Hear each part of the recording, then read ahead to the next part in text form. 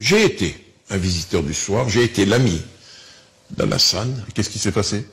Je voudrais consulter un grand marabout pour me dire ce qui s'est passé, pour que Alassane Ouattara m'ait fermé l'accès de la Côte d'Ivoire. Je suis inquiet pour la Côte d'Ivoire. Voilà un homme qui s'appelle Alassane Ouattara, un homme intelligent, un homme qui a du prestige, un homme qui a été formé par Houphouët-Boigny, choisi par Houphouët-Boigny.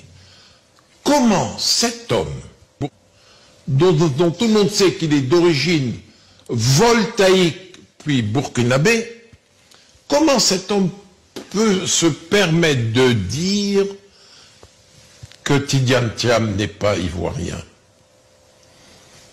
Un homme dont le père a été ministre d'Houphouët-Boigny, un homme qui est le filleul de papa Houphouët, un homme qui a grandi à la maison du père, c'est-à-dire d'Houphouët-Boigny.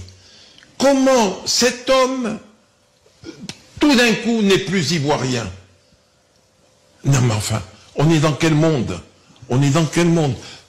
Mais Alassane, je m'adresse à lui.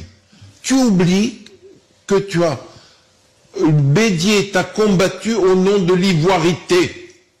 J'ai été à tes côtés, Villepin était à tes côtés pour te défendre.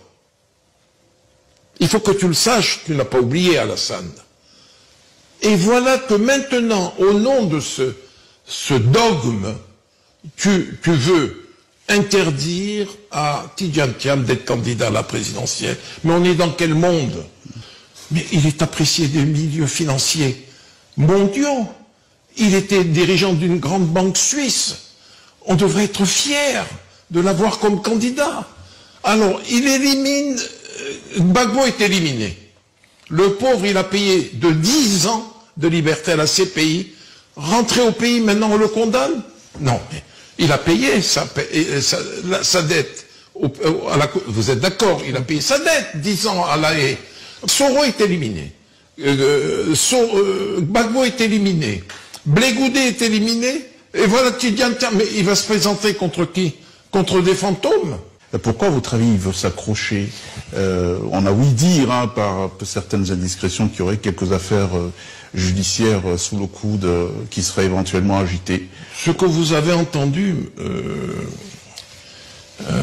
Morgan, je l'ai entendu, que la justice s'intéresserait à Dominique Folleroux, épouse Ouattara, s'intéresserait l'héritage d'Houphouët-Boigny, les biens mal acquis et tout. Les bruits que vous avez entendus, je les ai entendus. Mais il est évident qu'Alassane Ouattara ne prend pas cette route sans le conseil de sa femme.